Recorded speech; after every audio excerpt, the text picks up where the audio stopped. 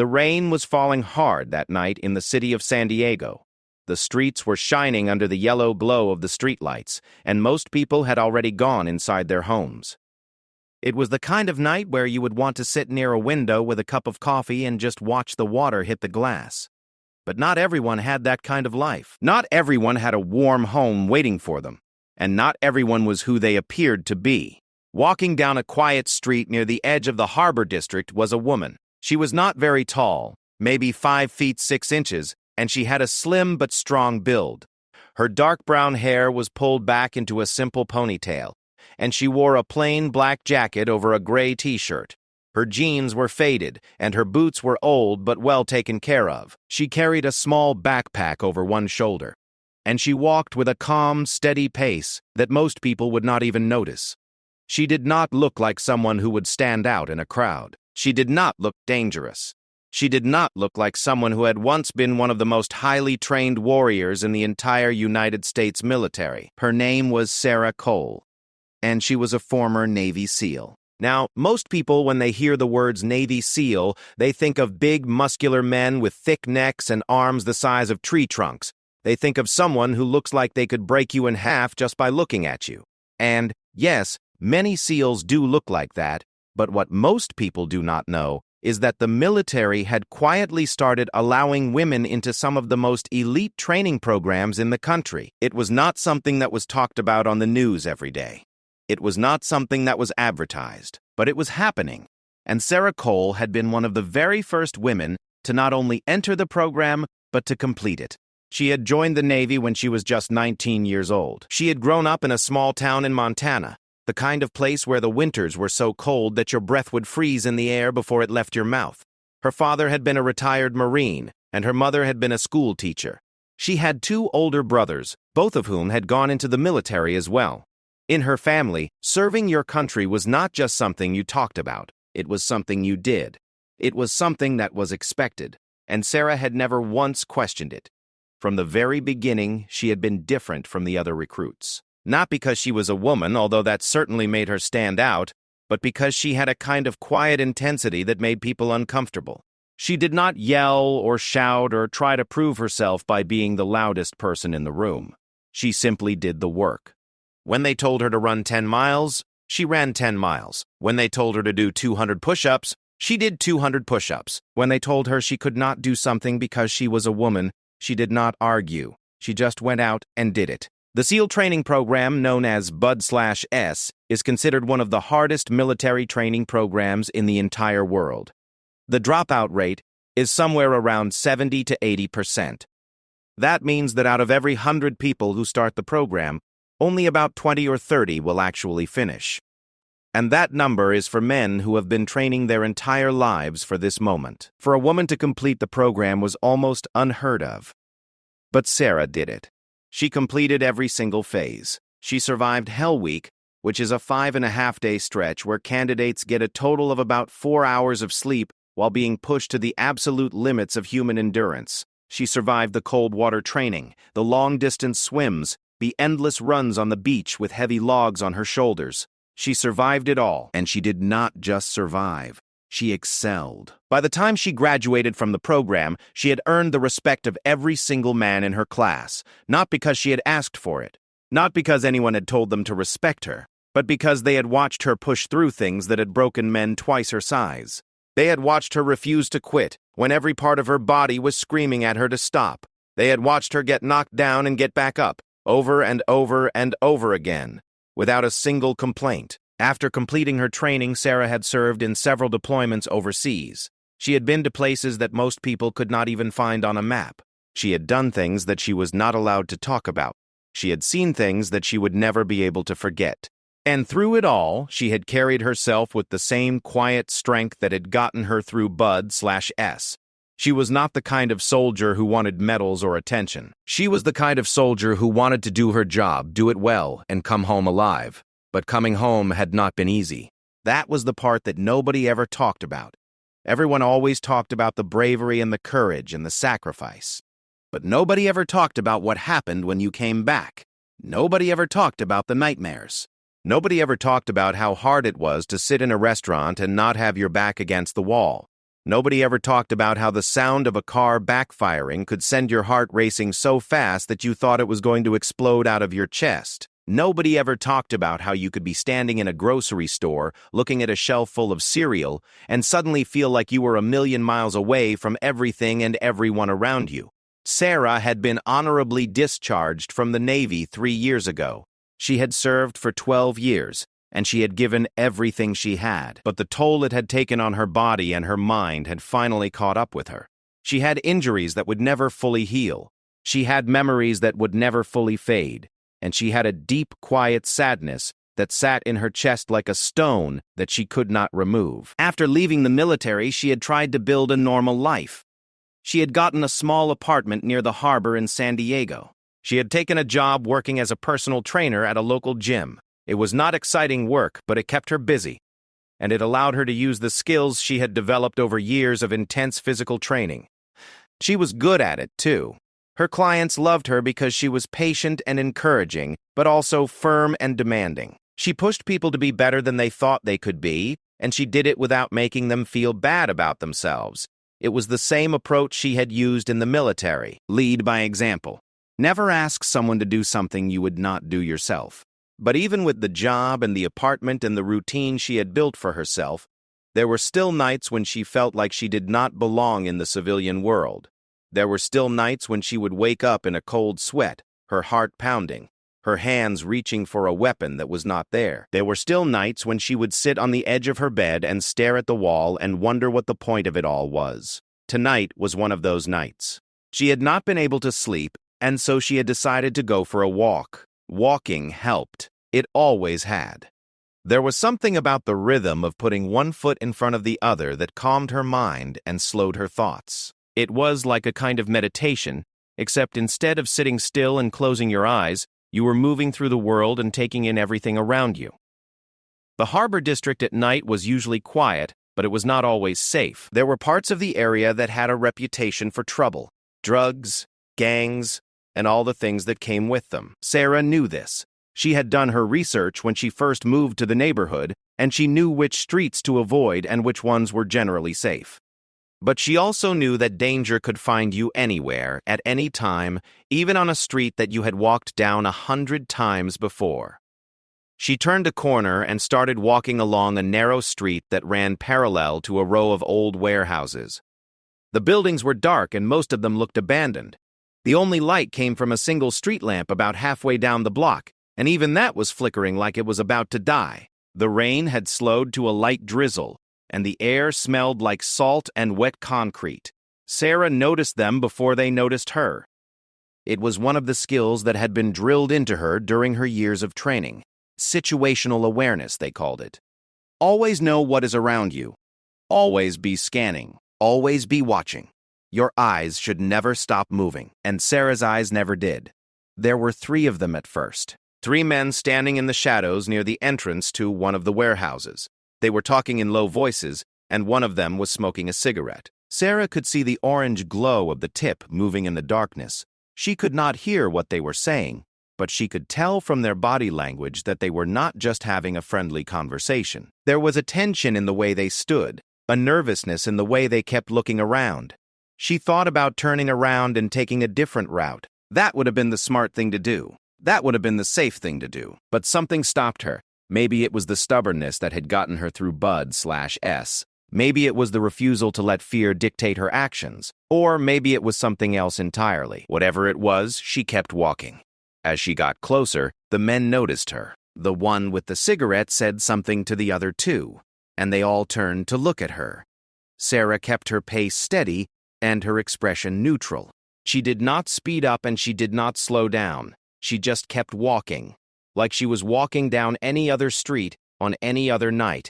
One of the men stepped forward, moving out of the shadows and into the faint glow of the street lamp. He was tall, maybe 6'2", and he had a thick build. He was wearing a dark hoodie with the hood pulled up over his head, and his hands were shoved into his pockets. He looked at Sarah with a kind of lazy confidence, the way a cat might look at a mouse that had just wandered into its territory. Sarah kept walking. She was about 30 feet away from them now. Her hands were relaxed at her sides, but every muscle in her body was alert. She could feel the familiar rush of adrenaline starting to build in her veins, that old feeling that she had experienced so many times before. Her senses sharpened. The sounds of the street became clearer. The details of her surroundings came into sharper focus. She could see the outline of a knife handle sticking out of one man's back pocket. She could see the bulge under another man's jacket that suggested he was carrying something heavier. She told herself to stay calm. She told herself to keep walking. She told herself that nothing was going to happen. But she also told herself to be ready, because in her experience, the moment you let your guard down was the moment everything went wrong. The tall man with the hoodie spoke first. His voice was rough and had a slight accent that Sarah could not quite place. He said something about the weather, something casual, like he was just making conversation. But the way he said it, the way he positioned himself slightly in her path, told her that this was not a casual conversation. This was a test. He was testing her. He wanted to see how she would react. He wanted to see if she was scared. Sarah stopped walking. She looked at the man directly in the eyes. She did not smile. She did not frown. She just looked at him with the same calm, steady gaze that she had used when she was facing down enemy combatants in war zones halfway around the world. It was a look that said many things without saying a single word. It said that she was not afraid. It said that she was not going to run. And it said that if this situation went in a direction that she did not like, she was perfectly prepared to handle it. The man seemed surprised by this. Most people, when confronted by three men in a dark alley on a rainy night, would show some kind of fear. They would look away. They would speed up. They would fumble for their phone. But Sarah did none of these things. She just stood there perfectly still, perfectly calm, like she had all the time in the world. The second man, shorter and stockier, moved to her left. The third man, thin and wiry, moved to her right. They were positioning themselves around her, trying to box her in. It was a basic tactic, one that Sarah had seen many times before. Surround the target, cut off their escape routes, and then move in. It was effective against most people. But Sarah was not most people. She could feel her training taking over, that deep instinct that had been burned into her brain through years of practice and repetition. Her body was already calculating distances and angles. She knew exactly how far each man was from her. She knew exactly how long it would take each of them to reach her. She knew exactly where their weapons were, and she knew exactly what she would do if any of them made a move. But she did not want to fight. That was the thing that people never understood about real warriors. They did not want to fight. Fighting was the last resort, the thing you did when every other option had been exhausted. A true warrior knew the cost of violence. They knew what it felt like to hurt someone. They knew what it felt like to be hurt. And they knew that every fight, no matter how justified, left scars that never fully healed. So instead of fighting, Sarah spoke. Her voice was calm and level, without a trace of fear or aggression. She told them that she was just taking a walk and that she did not want any trouble. She told them that she was going to keep walking, and that she hoped they would let her pass. She said it simply and directly, without any drama or threats. The tall man laughed. It was a short, harsh sound, like a bark. He looked at the other two men and said something in a language that Sarah did not understand. The other men laughed too. Then the tall man turned back to Sarah and took a step closer. He was close enough now that she could smell the cigarette smoke on his breath. He leaned in slightly and said something that made Sarah's jaw tighten. He said that a woman should not be walking alone at night. He said that bad things could happen to a woman who walked alone at night. He said it with a smile on his face. But there was nothing friendly about that smile. It was the smile of someone who was used to intimidating people. It was the smile of someone who enjoyed having power over others. Sarah felt something shift inside her. It was not fear. She had stopped feeling fear a long time ago, at least not the kind of fear that most people felt. What she felt was something colder, something harder. It was the feeling she used to get right before a mission, that moment when everything became very clear and very focused, and the only thing that mattered was the task at hand. But she pushed that feeling down. She took a deep breath and reminded herself that she was not in a war zone. She was on a street in San Diego. These were not enemy combatants. They were just three guys trying to act tough. And the best thing she could do was walk away. So she did. She looked at the tall man one more time, held his gaze for a long moment, and then she turned and walked past them. She walked past the short one on her left and the thin one on her right. She walked through the gap between them without hesitation, without looking back, without speeding up. She just walked, one foot in front of the other, calm and steady, until she was past them and moving down the street. She could feel their eyes on her back. She could hear them talking behind her, their voices low and sharp. She half expected one of them to come after her. She half expected to feel a hand on her shoulder or hear footsteps running up behind her. But none of that happened. They let her go. Maybe they were surprised by her confidence. Maybe they decided she was not worth the trouble. Maybe they saw something in her eyes that told them she was not the easy target they had thought she was. Sarah kept walking until she reached the end of the block, and then she turned the corner and stopped. She leaned against the wall of a building and closed her eyes and took several deep breaths. Her heart was beating faster than she wanted to admit. Her hands were trembling slightly, not from fear but from the adrenaline that was still coursing through her body. She clenched her fists and then relaxed them, clenched and relaxed, until the trembling stopped. That had been close, too close. She had handled it well, she knew that. She had stayed calm. She had not escalated the situation. She had walked away without a fight. But she also knew that it could have gone very differently. If those men had decided to push things further, if they had grabbed her or pulled a weapon, she would have had to respond. And she knew exactly how she would have responded. She had been trained to neutralize threats quickly and efficiently, with the minimum amount of force necessary to ensure her own safety. But she also knew that the minimum amount of force for someone with her training was still a lot more than most people could handle. She stood there for a few minutes, letting the rain fall on her face and the cool night air fill her lungs. Then she started walking again, this time heading back toward her apartment. She was done walking for tonight. She needed to get home, take a hot shower, and try to get some sleep. But as she walked, she could not shake the feeling that something was coming. It was a feeling she had learned to trust over the years, a kind of instinct that had saved her life more times than she could count. It was the feeling that the world was about to shift, that something was about to change, and that she needed to be ready for it. She did not know it yet, but that feeling was right. Because what had happened on that dark street near the harbor was just the beginning. The three men she had walked past were not just random troublemakers. They were part of something much bigger, something much more dangerous. And the encounter she had just had was not a random event. It was a warning that she had not yet learned to read. Over the next few days, Sarah went about her normal routine. She woke up early every morning, just as the sun was starting to rise over the harbor. She would make herself a cup of black coffee and sit by the window of her small apartment, watching the boats move slowly across the water. Then she would change into her workout clothes and head to the gym where she worked. The gym was called Iron Coast Fitness, and it was a mid-sized facility located about 10 minutes from her apartment. It was not one of those fancy gyms with smoothie bars and yoga studios and flat-screen televisions on every wall. It was a real gym, the kind of place where the equipment was heavy and the people were serious.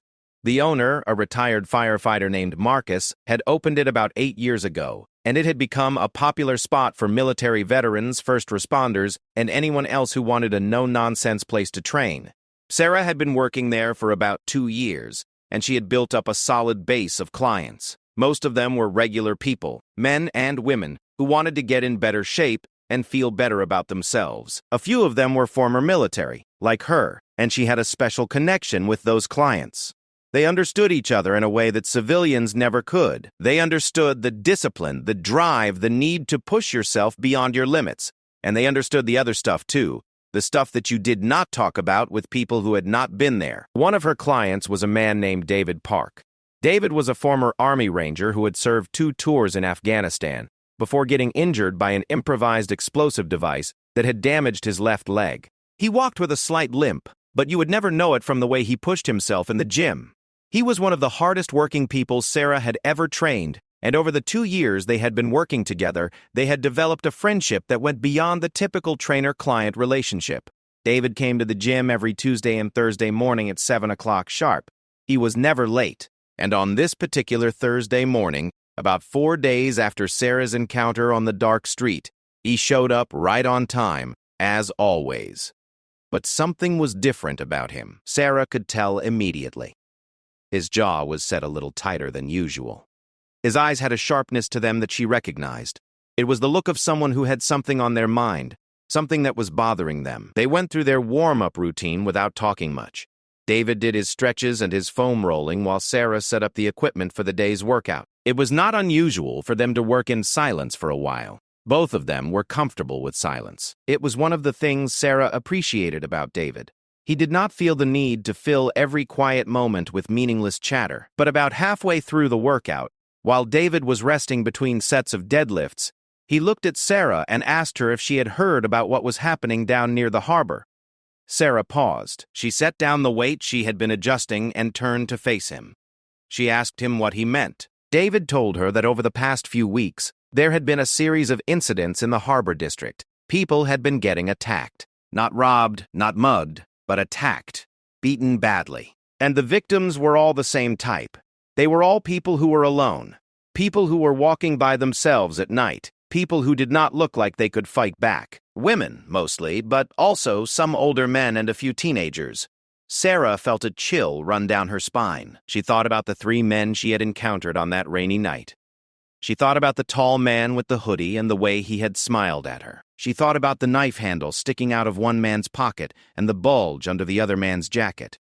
She asked David how he knew about this. He told her that a friend of his who worked for the San Diego Police Department had mentioned it to him. The police were aware of the attacks, but they were having trouble making any arrests because the victims were too scared to talk. Most of them did not even file official reports. They just went to the hospital, got patched up, and went home. The few who did talk to the police gave descriptions that were too vague to be useful. All they could say was that the attackers were a group of men, maybe 3 or 4, who seemed to appear out of nowhere and disappear just as quickly. Sarah listened to all of this without saying a word. Her face was calm, but inside her mind was racing. She was thinking about that night on the dark street. She was thinking about how those 3 men had positioned themselves around her, how they had tried to box her in. She was thinking about how practiced their movements had been, how coordinated. These were not amateurs. These were people who had done this before. Many times before. David asked her if she was okay. She told him she was fine. She told him she was just thinking. But she was more than just thinking. She was remembering. She was remembering a conversation she had had with one of her SEAL instructors many years ago. He had told her that there were 2 kinds of people in the world. There were people who saw trouble and walked away from it, and there were people who saw trouble and walked toward it. He had told her that SEALs were the second kind. Not because they were reckless, not because they wanted to fight, but because they understood that sometimes walking toward trouble was the only way to stop it from spreading. Sarah had always been the second kind, even before she joined the military, even as a little girl growing up in Montana. She had always been the one who stood up to the bullies on the playground. She had always been the one who spoke up when everyone else was silent. She had always been the one who could not just stand by and watch while someone else was being hurt. It was in her blood. It was in her bones. It was who she was. And as she stood in that gym, listening to David talk about the attacks in the harbor district, she could feel that old familiar fire starting to burn inside her chest. It was the same fire that had driven her through Bud/S, the same fire that had kept her going on those long, cold nights in the mountains of Afghanistan, the same fire that had made her who she was. She did not say anything to David about what she was thinking. She just nodded and told him they should get back to the workout. He gave her a look that said he knew there was more going on in her head than she was letting on, but he did not push it. He just picked up the barbell and started his next set. That evening, after she had finished her last training session and locked up the gym, Sarah went home and sat at her small kitchen table. She opened her laptop and started searching for news about the attacks in the harbor district. It did not take long to find what she was looking for. There were several local news articles about a wave of violent attacks in the area. The articles confirmed everything David had told her. Multiple victims, all attacked at night, all in the same general area near the warehouses by the harbor. One article included a brief statement from the police department. They said they were investigating the attacks and that they encouraged anyone with information to come forward. They said they were increasing patrols in the area. But reading between the lines, Sarah could tell that they were struggling. They did not have enough evidence to make arrests, and they did not have enough manpower to patrol every dark street in the harbor district. Sarah closed her laptop and stared at the wall for a long time. She thought about the 3 men on the dark street. She thought about the victims who were too scared to talk. She thought about the police who were trying their best but were spread too thin. And she thought about herself. She thought about the skills she had, the training she had received, the things she could do that most people could not. She knew she should stay out of it. She knew that getting involved was a bad idea. She was a civilian now. She was not a SEAL anymore. She did not have the authority or the resources or the backup of a military operation. She was just one person, one woman, living alone in a small apartment near the harbor. But she also knew that she could not just sit here and do nothing while people were getting hurt. She could not just close her laptop and go to bed and pretend that everything was fine, because it was not fine. People were being attacked, and nobody was stopping it. And she had the ability to do something about it. She did not make a decision that night. She told herself she would sleep on it. She told herself she would think about it more carefully in the morning, when her head was clear and her emotions were not running so high. She told herself that she would be rational and logical and make the smart choice. But deep down, she already knew what she was going to do. Deep down, she had known from the moment David had started telling her about the attacks, she was going to walk toward the trouble, because that was who she was. That was who she had always been, and no amount of rational thinking was going to change that. She went to bed that night with the rain tapping against her window and the sound of the harbor in the distance. She lay there in the darkness, staring at the ceiling, and she thought about the path she was about to set herself on. She thought about the risks and the dangers and all the things that could go wrong, and then she closed her eyes and took a deep breath and let all of those thoughts go. Tomorrow, she would start preparing. Tomorrow, she would start doing what she had been trained to do. Tomorrow, everything would change. But for now, she slept, and for the first time in a long time, she did not have any nightmares. Sarah woke up the next morning before the sun came up. That was normal for her. Her body had been programmed for years to wake up at 4:30 in the morning, and no matter how late she stayed up or how tired she was, her eyes would snap open at exactly the same time every single day. Most people would hate that. Most people would give anything for a few extra hours of sleep.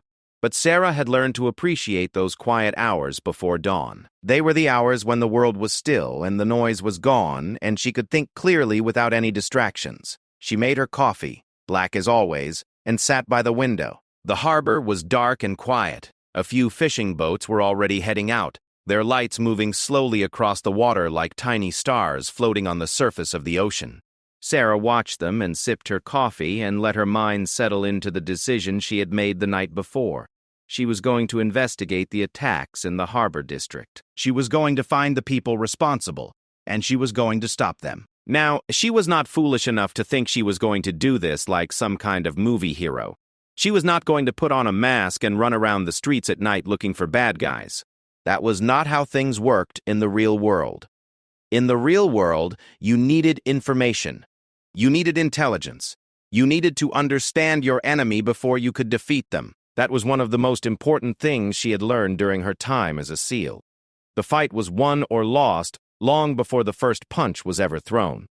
It was won or lost in the planning, in the preparation, in the hours and days and weeks of gathering information and studying the enemy and figuring out their patterns and their weaknesses. So that was what she was going to do. She was going to gather information. She was going to study the situation, and she was going to make a plan.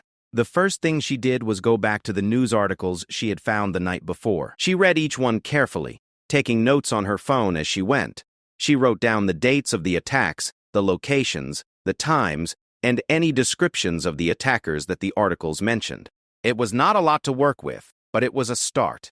The attacks had been happening over the past 6 weeks. There had been at least 8 that were reported, but Sarah suspected there were many more that had gone unreported. The locations were all within a roughly 10-block radius in the harbor district, centered around the area near the old warehouses. The times were always late at night, between 10 in the evening and 2 in the morning. The descriptions of the attackers were vague, as David had said, but there were some common elements. Multiple men, usually 3 to 5 of them. Young, probably in their 20s or early 30s. They moved quickly and they worked together, suggesting some level of organization and practice. Sarah plotted the locations on a map she had pulled up on her laptop. When she saw them all laid out, a pattern started to emerge. The attacks were not random. They were concentrated along a specific corridor, a stretch of streets that connected several of the old warehouses to a main road that led out of the harbor district. It looked like the attackers were operating in a specific territory, a zone that they knew well and felt comfortable in. This told Sarah something important. These were not random thugs looking for easy victims. These were people who had a base of operations somewhere in or near the warehouse area. They were hunting in their own backyard, which meant they had a high level of familiarity with the terrain. They knew every alley, every doorway, every shadow, and they felt safe enough to keep coming back to the same area again and again, which meant they were either very confident or very stupid. Sarah suspected it was the former. Over the next several days, Sarah began doing her own reconnaissance of the harbor district. She did this carefully and methodically, the way she had been trained. She did not go at night. That would have been too risky, especially alone. Instead, she went during the daytime, during her breaks from work, and on her days off. She wore different clothes each time. Sometimes she dressed like a jogger. Sometimes she dressed like a tourist with a camera around her neck. Sometimes she dressed like a homeless woman, sitting on a bench with a paper bag in her hand, watching the world go by. Each time she went, she paid attention to everything. She noted which buildings were occupied and which were empty. She noted which streets had cameras and which did not. She noted the patterns of foot traffic, the times when people came and went, the vehicles that were parked in the area. She noted the blind spots, the places where someone could hide and not be seen from the street. And she noted the exits, the ways in and out of the area that someone could use to escape quickly if things went wrong. It was slow, careful work, and it required a level of patience that most people did not have. But Sarah had plenty of patience. She had spent weeks at a time on surveillance missions in the military, lying perfectly still for hours on end, watching a single building through the scope of a rifle, waiting for something to happen. Compared to that, walking around a neighborhood in San Diego was practically a vacation. By the end of the first week, she had a detailed mental map of the entire harbor district. She knew every street, every alley, every building. She knew where the cameras were and where they were not. She knew where the police patrols drove and how often they came through, and she was beginning to develop a picture of who the attackers might be. She had noticed something during her surveillance that caught her attention. One of the warehouses near the center of the attack zone, a large gray building with rusted metal doors and broken windows, seemed to have regular activity that did not match its abandoned appearance. Several times, she had seen young men going in and out of a side door. They were always careful about it, looking around before entering, closing the door quickly behind them, and they always seemed to come and go in groups of 2 or 3. Sarah made a note of this warehouse and started paying special attention to it. She observed it from different angles and at different times of day. She counted the men who came and went and tried to get a sense of how many people were using the building. Over the course of several days, she counted at least 12 different individuals, all young men who fit the general description of the attackers. But she needed more. Observations from a distance could only tell her so much. She needed to get closer. She needed to find out what was happening inside that warehouse and who these people were. She reached out to David. They met for coffee at a small cafe near the gym, and Sarah told him what she had been doing. David listened without interrupting, his expression growing more serious with each word. When she finished, he sat back in his chair and looked at her for a long moment. He told her she was crazy. He told her she was going to get herself killed. He told her that this was a job for the police, not for a retired Navy SEAL working as a personal trainer. Sarah listened to all of this and nodded, she told him. He was right about all of it. She told him she knew the risks. She told him she knew it was dangerous. But then she asked him a question. She asked him what he would do if he were in her position. If he knew that people were being hurt, night after night, and that nobody was doing anything to stop it, what would he do? David did not answer right away. He stared down at his coffee for a long time, and Sarah could see the conflict playing out on his face. He was a good man, a decent man, and he knew exactly what she was feeling. He had felt the same thing himself many times before in the mountains of Afghanistan and on the streets of Kabul. That burning need to do something, to help, to protect the people who could not protect themselves. Finally, he looked up at her and asked her what she needed. Sarah almost smiled. She knew he would come around. She told him she needed 2 things. First, she needed his friend in the police department to share whatever information the police had on the attacks. Victim statements, suspect descriptions, any evidence they had collected. And second, she needed David himself. She needed someone she could trust to watch her back. David agreed to both. He made some phone calls, and within a day or 2 he had gotten his hands on a file of information from his police contact. It was not official, of course. His friend had taken a risk by sharing it, and they all knew that. But the information was invaluable. The police file confirmed much of what Sarah had already figured out on her own, but it also added several new details. The attacks were being carried out by a group of young men who appeared to be part of an organized gang that had recently moved into the Harbor District. The gang was believed to be involved in drug trafficking and weapons dealing, and the attacks on civilians were thought to be a way of establishing dominance over the area. They were sending a message to the neighborhood. This is our territory. Stay away. Do not interfere. The police had also identified a possible leader of the group, a man named Victor Orozco. Victor was 28 years old and had a long criminal record that included assault, robbery, drug possession, and weapons charges. He had served time in prison twice and had been released about a year ago. Since then, he had been building up his operation in the Harbor District, recruiting young men and establishing a network of drug distribution points in the abandoned warehouses. Sarah studied Victor's file carefully. She looked at his mugshot, a hard-faced man with dark eyes and a scar that ran along his jawline. She read about his known associates, his patterns of behavior, his criminal history. She was building a profile of him in her mind the way she had been trained to build profiles of enemy targets. She was learning his strengths and his weaknesses. She was figuring out how he thought. And she was planning how to take him down. But she knew she could not just go after Victor directly. He was surrounded by his gang members at all times, and a direct confrontation with a dozen or more armed men was not something she was going to win, no matter how good her training was. She needed a different approach. She needed to be smart about this. She came up with a plan. It was simple in concept, but required careful execution. She was going to put herself out as bait. When she told David, he nearly knocked over his coffee. He told her she had lost her mind. He told her there was no way he was going to let her walk into a trap on purpose. He told her that this was the worst plan he had ever heard. Sarah waited for him to finish, and then she explained the details. She was not going to just walk into the Harbor District and hope for the best. She was going to prepare the battlefield. She was going to choose the location, the time, and the conditions. She was going to control every variable she could control. And she was going to have David and a few other people she trusted positioned nearby, ready to intervene if things went sideways. The idea was to draw out a small group of the gang members, not the entire gang. She wanted 3 or 4 of them at most. She would walk through their territory at night, alone, looking like an easy target. When they approached her, she would assess the situation and decide how to proceed. If possible, she would defuse the situation without violence. But if violence became necessary, she was confident in her ability to handle 3 or 4 men, especially if she had the element of surprise on her side. The key to the plan was the element of surprise. The gang members would see a woman walking alone at night, and they would assume she was just another easy victim. They would not expect her to fight back. They would not expect her to have the skills and the training that she had. And they certainly would not expect her to be a former Navy SEAL who had taken down enemy combatants in some of the most dangerous places on Earth.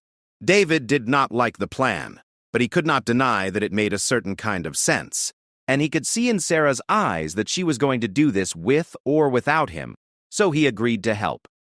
Over the next few days, they prepared. Sarah selected a location for the operation. It was a stretch of street near the warehouse she had been observing, a place where the gang members were known to patrol. The street had several features that worked in her favor.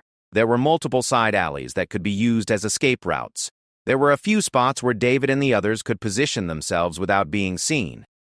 And there was limited lighting, which would give Sarah an advantage in close-quarters combat, because she had trained extensively in low-light and no-light environments. David recruited 2 other people to help. One was a former Marine named Jake Torres, who Sarah had met a few times at the gym. Jake was a big, quiet man who did not talk much, but who had a reputation for being absolutely reliable in a crisis. The other was a woman named Priya Sharma, who was a former military police officer and now worked as a private security consultant.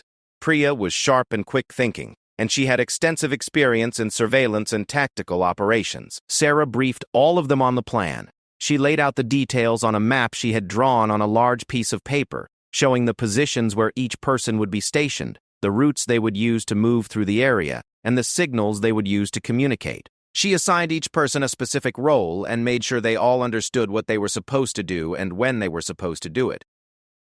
The plan was set for a Wednesday night, about 2 weeks after Sarah had first started her reconnaissance. She chose Wednesday because her observations had shown that the gang members were most active in the middle of the week. On weekends, they tended to be elsewhere, probably at parties or dealing drugs in other parts of the city. But during the week, they were in the harbor district patrolling their territory and looking for trouble. On the night of the operation, Sarah arrived at the staging area at 9 o'clock. The staging area was a small parking lot about 4 blocks from the target street, behind a closed auto repair shop. David, Jake, and Priya were already there, waiting in David's truck. They were all dressed in dark clothing and they all had communication devices, small earpieces that would allow them to talk to each other without being heard by anyone nearby. Sarah went over the plan one final time. She made sure everyone knew their position and their role. She made sure everyone knew the signals. 1 click on the earpiece meant all clear. 2 clicks meant she had made contact. 3 clicks meant she needed help immediately. She looked each of them in the eye and asked if they were ready. They all said yes.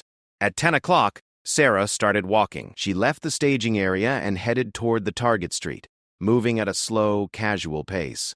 She was wearing the same outfit she had worn on that rainy night 2 weeks ago. The black jacket, the gray t-shirt, the faded jeans, the old boots. She looked exactly like what she wanted to look like, a woman walking alone at night with nowhere particular to be. The night was clear this time, no rain, but the air was cold and damp. The streets were mostly empty. A few cars passed by, their headlights sweeping across the road, but no one stopped. Sarah kept walking, her eyes moving constantly, scanning every shadow and every doorway. She reached the target street at about 10:15. She could see the warehouses looming on both sides of the road, their dark shapes blocking out the stars. The street lamp she remembered from her previous visit was still flickering, casting that same weak, unsteady light. Everything was quiet, too quiet maybe. She clicked her earpiece once. All clear. She kept walking. For the first 30 minutes, nothing happened. Sarah walked slowly up and down the target street, pausing occasionally to look at her phone, as if she were checking directions. She was playing the part of someone who was lost, someone who had wandered into the wrong neighborhood and was trying to find their way out. It was a role that she had carefully chosen because it would make her look vulnerable and confused, exactly the kind of target that the gang members would find irresistible. At about 10:50, she heard something. Footsteps. Multiple sets of footsteps coming from behind her. She did not turn around. She did not speed up. She just kept walking, her ears straining to count the footsteps and determine how many people were following her. There were at least 4 of them, maybe 5. They were not trying to be quiet about it either. They wanted her to hear them. They wanted her to be scared. Sarah clicked her earpiece twice. Contact made. In her ear, she heard David's voice, barely above a whisper.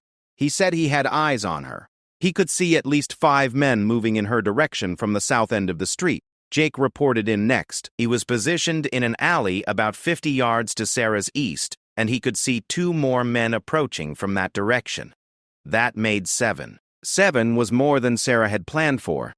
She had been expecting 3 or 4. 7 was a lot. 7 was enough to make even a trained SEAL think twice, but it was too late to abort.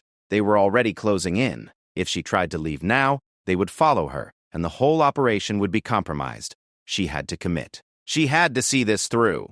Priya's voice came through the earpiece. She was positioned on a rooftop about a block away, using a pair of binoculars to watch the entire scene from above. She reported that she could see the 5 men from the south and the 2 from the east. She also reported something else. There were more men coming from the north. At least 3 more. Maybe 4. Sarah felt her stomach tighten. That was 10 or 11 men total. This was not a random patrol. This was a coordinated response. They had been watching for her. They had seen her walking through their territory, and they had decided to send a message. But then Priya updated her count. She could see more men now, emerging from the shadows like ghosts. They were coming from every direction, closing in on Sarah's position, like a net being drawn tight. Priya's voice was tense but controlled as she gave the final count. 15. There were 15 men. Sarah stopped walking. She stood in the middle of the street, alone, surrounded by darkness, with 15 men closing in on her from every direction. She could feel the weight of the situation pressing down on her like a physical force. This was not what she had planned. This was not what she had prepared for. This was something else entirely. But even as the fear tried to creep in, even as the rational part of her brain was screaming at her to run, another part of her, the part that had been forged in the fires of Bud/S and tempered in the battlefields of the world's most dangerous places, that part was calm. That part was ready. That part had been waiting for this moment. She took a deep breath. She straightened her shoulders and she waited.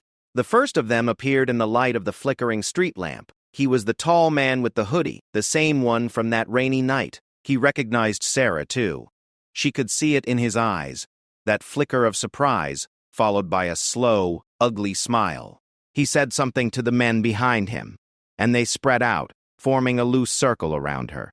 Sarah stood in the center of that circle and looked at each man in turn. They were all young, early 20s to early 30s. Some of them looked nervous. Some of them looked excited. A few of them looked bored, like this was just another night on the job. They were carrying various weapons. She could see knives, a few chains, a baseball bat. At least 2 of them had their hands under their jackets in a way that suggested they were carrying something more serious. The tall man stepped forward. He was about 10 feet away from her now. He looked at her with that same lazy confidence she remembered, that same predatory smile. He told her that she should not have come back. He told her that she should have stayed away. He told her that she had made a very big mistake. Sarah did not say anything. She just looked at him. Her hands were at her sides, loose and relaxed. Her feet were shoulder-width apart, her weight balanced evenly. It was a fighting stance, but it was so subtle that none of the men around her would have recognized it. To them, she just looked like a scared woman standing very still. The tall man took another step closer. He was 8 feet away now, close enough for Sarah to see the gold chain around his neck and the tattoo on the side of his face. He reached out his hand toward her, palm up, like he was offering her something, but there was nothing in his hand. It was a gesture of power, of control. He was telling her to give him something. Her wallet, her phone, herself. Whatever he wanted, he expected her to hand it over. He said 2 words. Touch it. It was a command, a test, a way of establishing dominance. He wanted her to reach out and take his hand, to acknowledge his power over her. It was a game he had probably played with every victim before her. Reach out, touch his hand, submit. Sarah looked at his outstretched hand. She looked at his face. She looked at the 15 men standing around her in the darkness. And in that moment, everything became very clear. The fear was gone. The doubt was gone. The uncertainty was gone.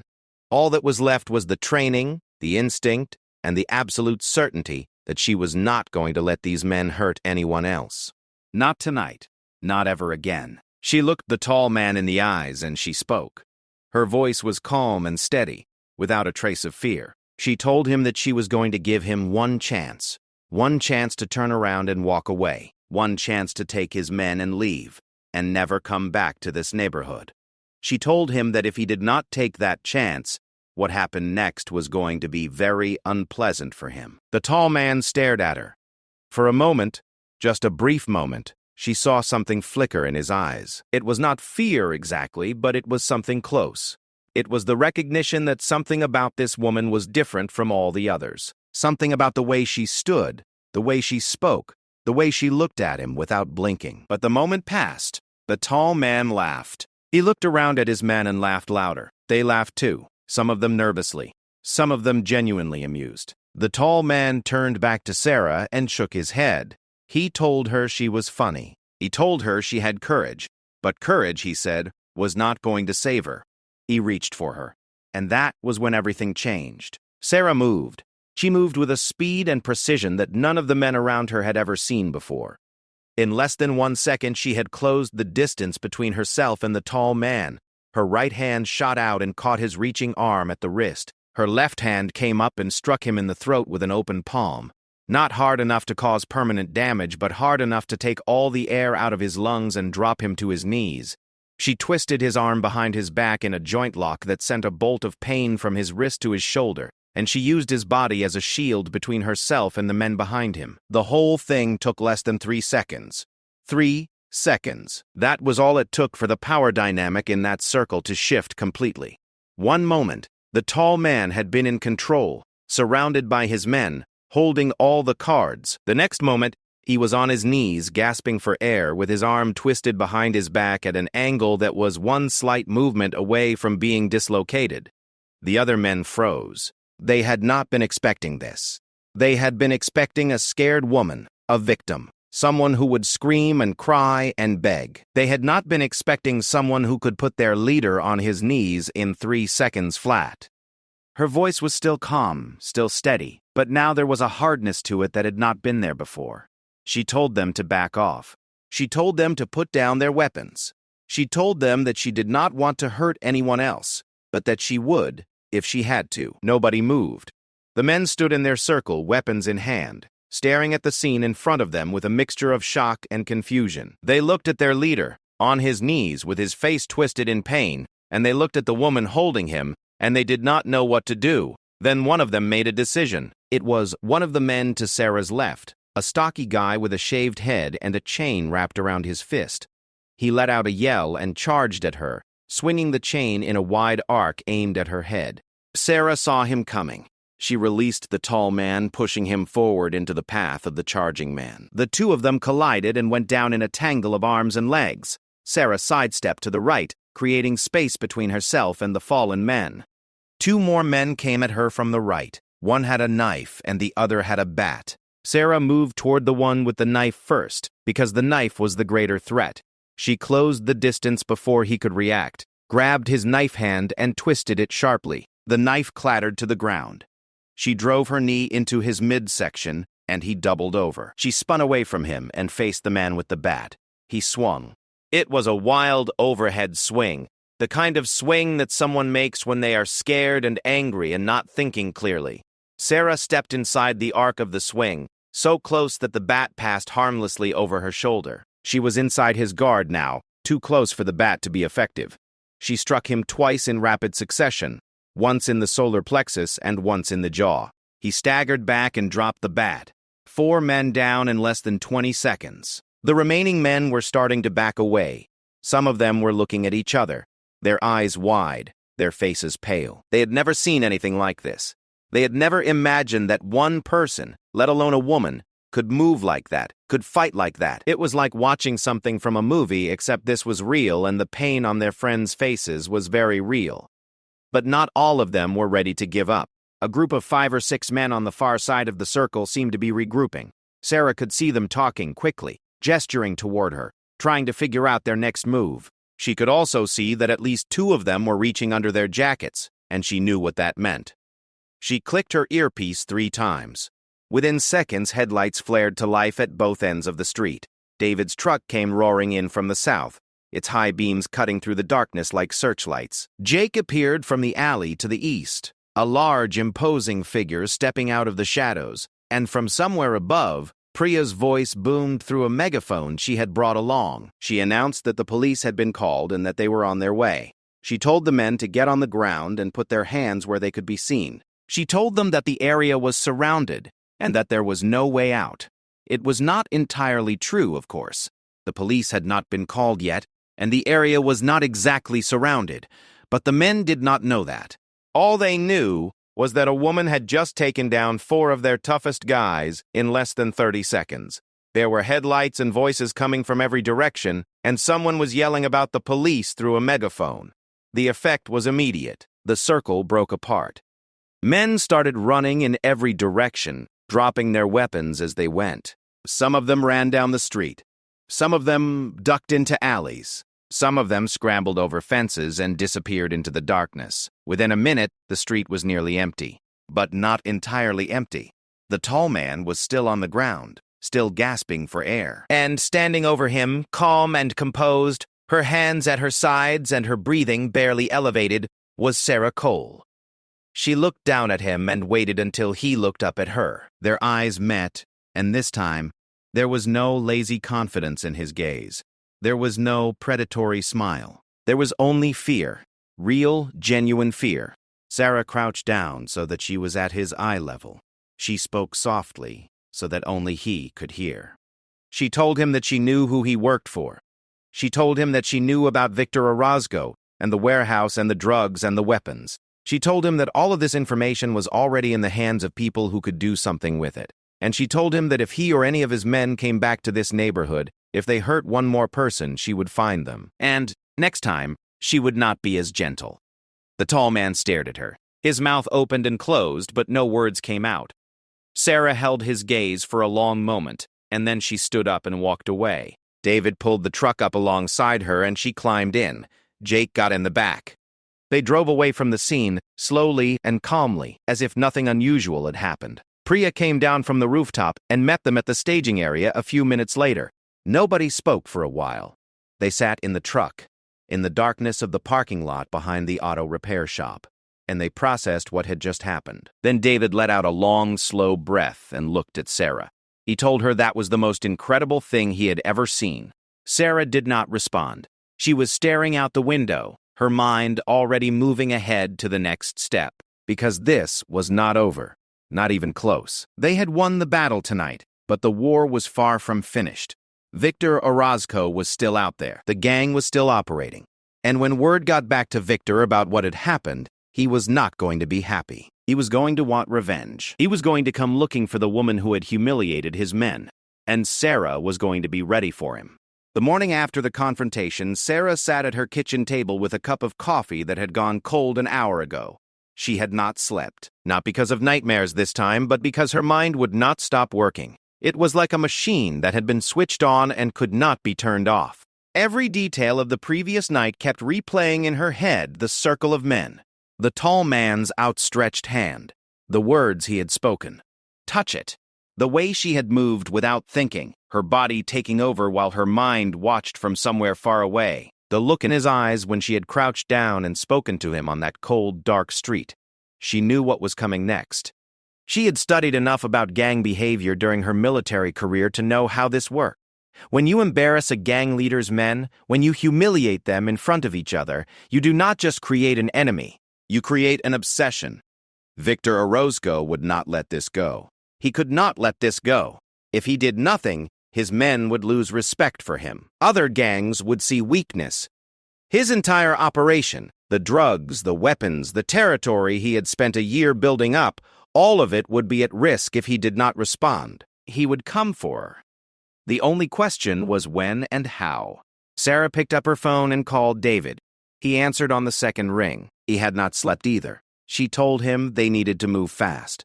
They had a window of opportunity, maybe a few days at most, before Victor reorganized and came after them.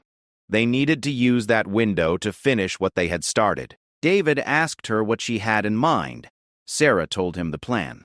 The confrontation on the street had accomplished one important thing beyond the immediate victory. It had shaken the gang's confidence. The men who had been there that night, the ones who had watched Sarah take down 4 of their toughest members in half a minute, those men would talk. They would tell the others what had happened. Fear would spread through the ranks like a virus. Some of the younger, less committed members would start to question whether this was really what they wanted to be doing with their lives. Some of them might even leave. Sarah wanted to accelerate that process. She wanted to apply pressure, not physical pressure, but psychological pressure. She wanted to make Victor's men so scared and so paranoid that the gang would start to fall apart from the inside. The first step was information. Sarah needed to know everything she could about every single member of Victor's organization. She needed names, addresses, habits, relationships. She needed to know who was loyal to Victor and who was just along for the ride. She needed to know who was dangerous and who was not. And most importantly, She needed to know where Victor himself was hiding. She reached out to Priya, who turned out to be even more resourceful than Sarah had expected. Priya had connections in the private security world, people who had access to databases and surveillance tools that the average person could only dream of. Within 48 hours, Priya had assembled a detailed dossier on Victor's organization. It included names and photographs of 23 known members, their criminal records, their known addresses, their phone numbers, and their social media profiles. Sarah spread the information out on her kitchen table and studied it like she was preparing for a military operation, because that was exactly what she was doing. This was not a game. This was not a hobby. This was an operation, and she was going to run it the way she had been trained to run operations, with discipline, precision, and absolute attention to detail. The first thing she noticed was that Victor's organization was not as strong as it appeared on the surface. Out of the 23 known members, only about 7 or 8 were what Sarah would consider serious threats. These were the older, more experienced men who had been with Victor for a long time and who had their own criminal histories. They were the enforcers, the ones who carried weapons and who were willing to use them. The rest were younger men, mostly in their late teens and early 20s, who had been recruited from the neighborhood. Many of them had no criminal record at all. They had been drawn into the gang by the promise of money, status, and belonging. They were followers, not leaders, and followers could be turned. Sarah's plan had 3 phases. The first phase was disruption. She was going to make it impossible for Victor's operation to function normally. The second phase was isolation. She was going to cut Victor off from his support network, one person at a time. And the third phase was confrontation. She was going to face Victor directly and bring the whole thing to an end. The disruption phase began the very next day. Sarah, David, Jake, and Priya split into 2 teams. Sarah and David formed one team, and Jake and Priya formed the other. Each team was responsible for a specific set of tasks. Sarah and David focused on the gang's drug distribution network. Using the information Priya had gathered, they identified 3 locations in the Harbor District where the gang was storing and selling drugs. 2 of them were in the warehouses, and the third was in the back room of a small convenience store that was owned by one of Victor's associates. They did not raid these locations themselves. That would have been illegal and dangerous. Instead, they compiled the evidence they had gathered, including photographs, surveillance footage from Priya's security cameras, and the information from David's police contact, and they delivered it anonymously to the San Diego Police Department. They sent it to 3 different detectives in 3 different divisions, making sure that it would be impossible for the information to be buried or ignored. The results were almost immediate. Within 2 days, the police had raided all 3 locations. They seized a significant quantity of drugs, several weapons, and a large amount of cash. They arrested 6 of Victor's men, including 2 of the older enforcers. The raids made the local news, and suddenly the Harbor District was crawling with police officers and reporters. This was exactly what Sarah had wanted. The increased police presence made it much harder for Victor to operate. His drug distribution network was disrupted. His men were scared, and the arrests sent a clear message that the authorities were paying attention. But Sarah knew that the police raids alone would not be enough to bring Victor down. The men who had been arrested would be out on bail within days, and Victor would simply find new locations and new methods. She needed to do more. That was where the isolation phase came in. Sarah had identified 5 key members of Victor's inner circle. These were the men he relied on most heavily, the men who ran his operation on a day-to-day basis. Without them, Victor was just one man with a bad attitude and a criminal record. With them, he was the leader of a dangerous organization. Sarah's plan was to remove these men from the equation, not through violence, but through a combination of legal pressure, psychological manipulation, and good old-fashioned detective work. The first target was a man named Diego Reyes, who was Victor's right-hand man and the person responsible for managing the gang's finances. Diego was 26 years old and had been with Victor since the beginning. He was smart, cautious, and loyal, but he also had a weakness. His younger sister, Maria, was a nursing student at a local community college. She was the only family Diego had left, and he was fiercely protective of her. Sarah did not threaten Maria. She would never do that. Instead, she arranged for Maria to receive a letter from a victim advocacy organization, a real organization that Priya had connections with, informing her about the attacks that had been happening in the harbor district. The letter included details about the victims, their injuries, and the impact the violence had had on their lives. It did not mention Diego or Victor or the gang by name. It simply told the story of what was happening in the neighborhood and asked for the community's help in stopping it. Maria read the letter, and she confronted her brother. Sarah did not know exactly what was said between them, but she could see the results. Over the next few days, Diego became visibly agitated. He was seen arguing with Victor on multiple occasions, and then, about a week after the letter was sent, Diego disappeared. He simply left town, taking Maria with him. They were gone overnight, and Victor had lost his most trusted lieutenant. The second target was a man named Carlos Mendez, who was responsible for the gang's weapons supply. Carlos was not as smart as Diego, and he was not as loyal. He was in the gang primarily for the money, and Sarah suspected that his loyalty could be bought by whoever was offering the best deal. She passed information about Carlos's weapons-dealing activities to David's police contact, and within days, Carlos was arrested on federal weapons charges. Federal charges meant no bail and no quick release. Carlos was going to be in a cell for a very long time. The third target was a man named Andre Jackson, who was the gang's primary recruiter. Andre was charismatic and persuasive, and he had a talent for convincing young men to join the organization. Sarah countered this by working with a local community center to set up an outreach program aimed at the same young men Andre was targeting. The program offered job training, mentoring, and other resources to young people in the harbor district. It would not stop everyone from joining the gang, but it created an alternative, a different path that some of those young men might choose instead. The fourth and fifth targets were brothers named Malik and Jamal Warren, who served as Victor's primary enforcers. They were big, violent men who had been responsible for many of the attacks on civilians. Sarah handled them differently. She compiled detailed evidence of their involvement in specific attacks, including surveillance footage and victim statements, and she sent it to the police along with a written summary that connected the dots in a way that made it easy for prosecutors to build a case. Both brothers were arrested and charged with multiple counts of assault, and because of the strength of the evidence, the judge denied bail. In the space of about 3 weeks, Sarah had dismantled Victor's inner circle. His right-hand man had fled. His weapon supplier was in federal custody. His recruiter's influence was being undermined by a community outreach program, and his 2 top enforcers were sitting in jail awaiting trial. Victor was alone, or close to it. He still had some men around him, the younger, less experienced members who had not yet been arrested or scared off, but they were not the kind of men who could run a criminal organization. They were boys playing at being gangsters, and without the older, more experienced members to guide them, they were lost. Sarah could have stopped there. She could have let the police and the legal system handle the rest.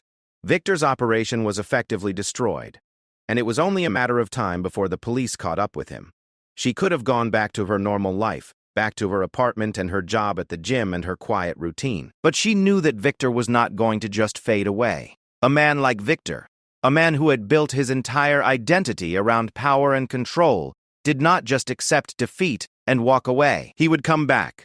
Maybe not tomorrow, maybe not next month, but eventually. He would recruit new men, build a new operation, and start the cycle all over again, unless someone stopped him for good. And there was something else, something that Sarah had not told David, or Jake, or Priya, something she had discovered during her research into Victor's organization that had made this personal, in a way that went beyond the attacks in the harbor district.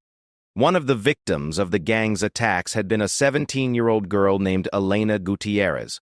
Elena had been walking home from her after-school job at a restaurant when she was attacked by 3 of Victor's men. They had beaten her badly, leaving her with a broken jaw, 2 broken ribs, and a concussion. She had spent a week in the hospital and another month recovering at home. The attack had left her with permanent hearing loss in her left ear and a deep, lasting fear of going outside after dark. Sarah had found out about Elena from one of the victim statements in the police file. And something about Elena's story had gotten under her skin in a way that the other stories had not. Maybe it was because Elena was so young. Maybe it was because Elena had been doing nothing wrong, just walking home from work, trying to earn money for her family. Or maybe it was because Sarah saw something of herself in Elena, a girl from a tough neighborhood, trying to make something of her life and being knocked down by people who were bigger and stronger and meaner than her. Whatever the reason, Sarah had made a silent promise to herself that Victor Orozco was going to answer for what had happened to Elena Gutierrez and every other person his gang had hurt. The confrontation came on a Thursday night, exactly 1 month after Sarah had first walked down that dark street near the harbor and encountered the 3 men in the shadows. It was a clear night, cool and windless, with a half-moon hanging low over the water. The harbor district was quieter than it had been in weeks. The increased police presence and the arrests had driven most of the criminal activity underground, and the streets that had once felt dangerous and threatening now felt almost peaceful. Sarah went alone. This was her decision, and,